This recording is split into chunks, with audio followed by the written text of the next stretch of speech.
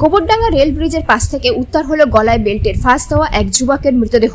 মৃতের পরিচয় এখনো উদ্ধার করতে পারেনি রেল পুলিশ। আজ সকালে গোবরডাঙ্গা রেল ব্রিজের পাশে এক যুবকের মৃতদেহ পড়ে থাকতে দেখে স্থানীয় বাসিন্দারা। রক্তাক্ত যুবকের গলায় ছিল একটি বেল্টের ফাঁস। প্রাথমিক তদন্তের পরে রেল পুলিশের অনুমান অন্য কোথাও খুন করে এখানে ফেলে যাওয়া হয়েছে। স্থানীয় বাসিন্দারাও যুবককে চিনতে পারছেন না। তদন্ত শুরু করেছে রেল পুলিশ। কি হতো দেখলাম একটা ড্রেনের মধ্যে পড়ে গলায় একটা বেল্ট জড়ানো। কি মনে হলো, চেনেন? না চিনি না। ওই জায়গায় পড়ে আছে, গলায় ফাঁস দেওয়া।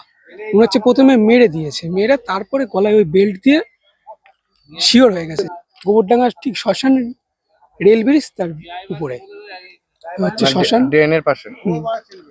ট্রেন আছে রেল ব্রিজ। চিনতে পারছো? না, মনে হচ্ছে তো এইদিকে বাড়ি না।